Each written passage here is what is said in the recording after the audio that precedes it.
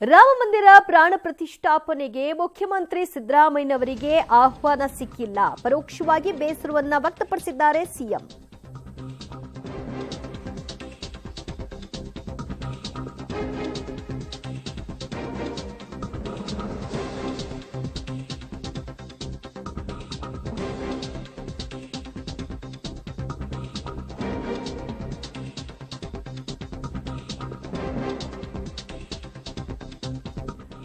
ರಾಮ ಮಂದಿರ ಉದ್ಘಾಟನೆಗೆ ಮುಖ್ಯಮಂತ್ರಿ ಸಿದ್ದರಾಮಯ್ಯನವರಿಗೆ ಆಹ್ವಾನ ಬಂದಿಲ್ಲ. ಆ ವಿಚಾರವಾಗಿ ಅವರು ಪರೋಕ್ಷವಾಗಿ ಬೇಸರವನ್ನ ಹೊರಹಾಕಿದ್ದಾರೆ.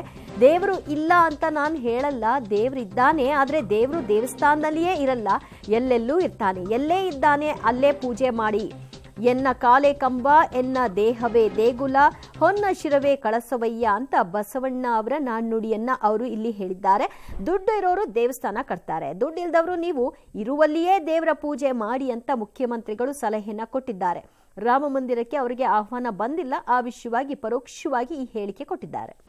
ಕುಲವೆಂದು ಒಡೆದಾಡಲಿರಿ, ಕುಲದ ನೆಲೆಯನ್ನೇನಾದರೂ ಬಲ್ಲಿರ ಬಲ್ಲಿರ ಬಲ್ಲಿರ ಕನಕದಾಸ. ಯಾವ ಜಾತಿ ನನಗೆ ನಾರಾಯಣಗುರು ಏನಂತಾರೆ ಗೊತ್ತಾ? ಒಂದೇ ಜಾತಿ, ಒಂದೇ ಮತ, ಒಂದೇ ದೇವಸ್ಥಾನದ ಚಳವಳಿ ಮಾಡಿದ್ರು. ಯಾರು? ನಾರಾಯಣಗುರು. ನಾರಾಯಣಗುರು ಯಾರು ಗೊತ್ತಾ? ಇಲ್ಲಿಯವರು ಗೊತ್ತಾ? ಅವರು ಕೇರಳದವರು, ಈಡಿಗ ಸಮುದಾಯಕ್ಕೆ ಸೇರಿದವರು. ಅವ್ರಿಗೆ ಕೇರಳದಲ್ಲಿ ದೇವಸ್ಥಾನದ ಒಳಗಡೆ ಬಿಟ್ಟಿರ್ಲಿಲ್ಲ. ಅದಕ್ಕೆ ಏನ್ ಹೇಳಿದ್ರು ಗೊತ್ತಾ? ದೇವರು ಒಂದೇ ದೇವರಲ್ಲೂ ಇರೋದು, ಎಲ್ಲಿ ನಮ್ಮನ್ನ ಸೇರಿಸಲ್ಲ ಆ ದೇವಸ್ಥಾನಕ್ಕೆ ಹೋಗಲೇಬೇಡಿ. ನೀವೇ ದೇವಸ್ಥಾನ ಕಟ್ಕೊಳ್ಳಿ, ನೀವೇ ಮೂರ್ತಿ ಮಾಡ್ಕೊಳ್ಳಿ, ನೀವೇ ಪೂಜೆ ಮಾಡಿ, ಮುಗ್ದೋಯ್ತಲ್ಲ. Very simple. ದೇವಸ್ಥಾನ ನೀವೇ ಕಟ್ಕೊಳ್ಳಿ, ಮೂರ್ತಿಗೂ ಮಾಡ್ಕೊಳ್ಳಿ, ಪ್ರತಿಷ್ಠಾಪನೆ ಮಾಡ್ಕೊಳ್ಳಿ, ನೀವೇ ಗಂಟೆ ಅಳ್ಳಾಡಿಸಿ, ಮುಗ್ದೋಯ್ತಲ್ಲ. ಯಾವ ಗಂಟೆ ಅಳ್ಳಾಡಿಸಿ ಬೇಡ ಅಂತಾರೆ ನಿಮ್ಗೆ. ಅಲ್ಲಿ ಹೋಗ್ಬಿಟ್ರಯ್ಯ, ನೀವೇ ದೇವಸ್ಥಾನ ಕಟ್ಕೊಂಡು ನೀವೇ ಪೂಜೆ ಮಾಡ್ರಯ್ಯ ಅಂತ ಹೇಳೋದ. ಯಾರೋ ಇವತ್ತು ನಾರಾಯಣ ಗುರು. ಸೊ ಅದರಿಂದ ನಾವೆಲ್ಲ ಮನುಷ್ಯರಾಗಿ ಬಾಳ್ಬೇಕು. ಯಾವ ಜಾತಿ ಇವೆಲ್ಲ ದೇವ್ರು ಮಾಡಿರೋದಲ್ಲ.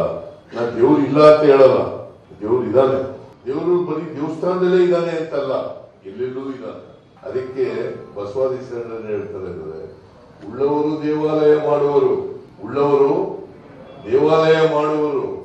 ನಾನೇನು ಮಾಡಲಿ ಬಡವನಿದ್ಯ, ನನ್ನ ಕಾಲೇ ಕಂಬ, ನನ್ನ ದೇಹವೇ ದೇಗುಲ, ಶಿರವೇ ವನ್ನ ಕಳಸವಯ್ಯ ಕೂಡಲ ಸಂಗಮದೇವ. ನೀವು ದೇವರು ದೇವಸ್ಥಾನ ಕಟ್ಟವ್ರು ಕಟ್ತಾರಪ್ಪ, ದುಡ್ಡಿರೋರು ಕಟ್ತಾರೆ. ನಿನ್ನ ದುಡ್ಡಿದ್ದವ್ರು ಏನ್ ಮಾಡ್ಬೇಕು? ಅದಕ್ಕೆ ದೇವರು ಇಲ್ಲೇ ಇದ್ದಾನೆ. ನನ್ನ ಕಾಲೇ ಕಂಬ, ನನ್ನ ದೇಹವೇ ದೇಗುಲ, ಶಿರವೇ ವನ್ನ ಕಳಸವಯ್ಯ ಕೂಡಲ ಸಂಗಮದೇವ. ಅದು ಎಷ್ಟು ಸುಲಭವಾಗಿ ಹೇಳಿದ್ದಾರೆ. ಇಲ್ಲೇ ದೇವರಿದ್ದಾರೆ. ಅದರಿಂದ ನಾವು ಯಾರಿಗೂ ಮೋಸ ಮಾಡಬಾರ್ದು, ಯಾರಿಗೂ ಸುಳ್ಳು ಹೇಳ್ಬಾರ್ದು, ಯಾರಿಗೂ ಕೆಟ್ಟದ್ದು ಬಯಸಬಾರ್ದು. ಯಾಕಂದ್ರೆ ದೇವರು ಇದ್ದಾರೆ, ದೇವ್ರು ನೋಡ್ತಾ ಇರ್ತಾನೆ, ನೀವು ಮಾಡೋದನ್ನೆಲ್ಲ ನೋಡ್ತಾ ಇರ್ತಾನೆ. ಸತ್ಯವಾಗಿ ನಡ್ಕೊಳ್ತಕ್ಕಂಥ ಕೆಲಸವನ್ನು ಮಾಡ್ತಾರೆ. ಅದೇ ದೇವರು. ಸತ್ಯವೇ ದೇವರು, ಮಿಥ್ಯವೇ ನರಕ. ಇದನ್ನ ಜೀವನದಲ್ಲಿ ಅಳವಡಿಸ್ಕೊಂಡ್ರೆ ಸಾರ್ಥಕ